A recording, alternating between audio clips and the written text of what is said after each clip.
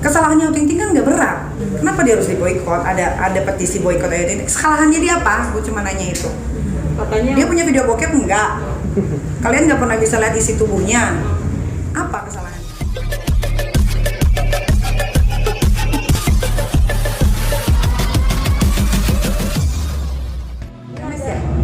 Oh bukan, dia PMS.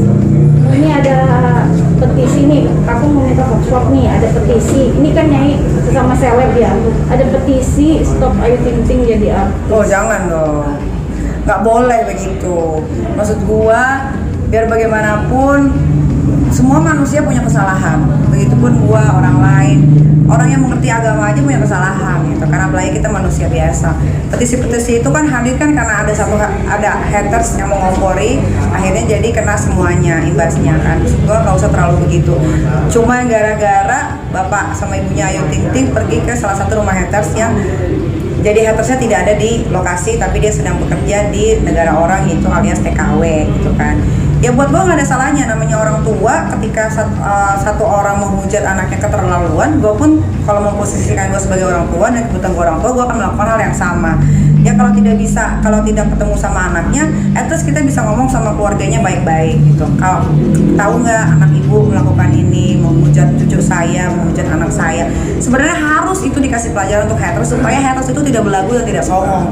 Walaupun sebetulnya haters tuh sebenarnya gini ya, haters tuh dampaknya tidak pengaruh besar banget karena mereka hanya pembenci yang terlalu menikmati sampai akhirnya mereka pun tidak sadarkan diri sama atas perbuatan yang sebenarnya menyakitkan hati seseorang gitu. Apalagi tidak mengenal secara langsung. Kebanyakan kan haters atau fans itu kan menyukai kita atau membenci kita tanpa mengenal pribadinya kita secara langsung, itu wajar saja gitu kan. Namanya seorang artis, konsekuensinya itu adalah dihujat, apalagi kalau artisnya itu kontroversi seperti gua atau dia pernah punya satu masalah sama satu artis lain dan akhirnya dia punya haters atau punya fans gitu kan. Buat gua sah-sah aja. Justru yang jadi masalahnya kan ketika jadi besar ini dan ada petisi boykot Ayu Ting Ting di TV itu kan gara-gara ada satu anggota DPR yang bilang kok bisa sih lewat PPKM, bisa lewat penyekatan, kenapa lu harus komentarin dia gitu. Dia sebagai seorang tua, hak dia lah, sah-sah aja lah.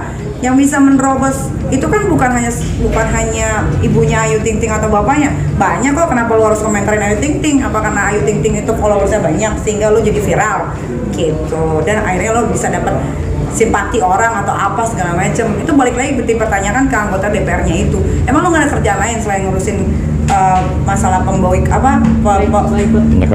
penyekatan itu gitu kan. Sebenarnya banyak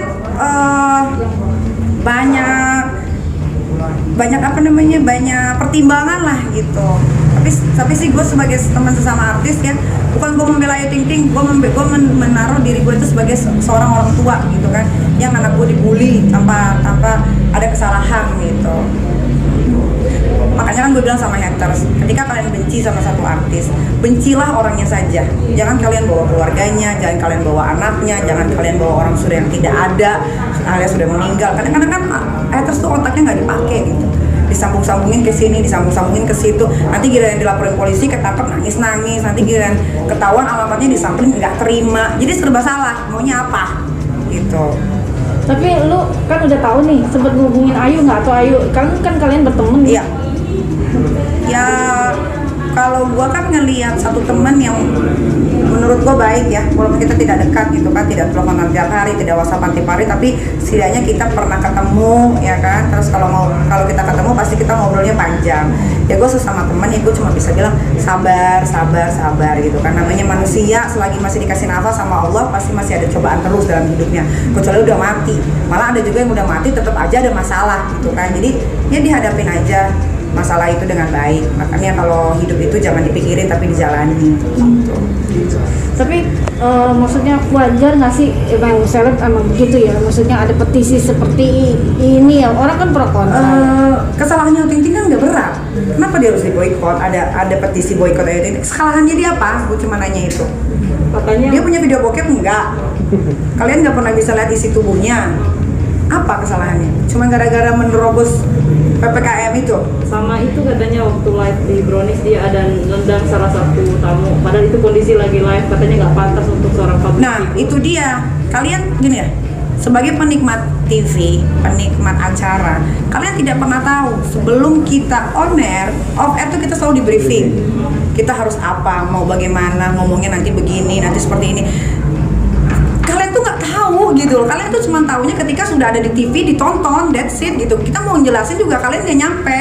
Jadi kalau ada pro dan kontra itu wajar, karena kalian tidak pernah tahu yang kalian tahu. Yang tahu nih biasanya kan teman-teman wartawan ya kan, tahu dong keadaan kita kalau lagi syuting, ada briefingan, nanti ada gimikan.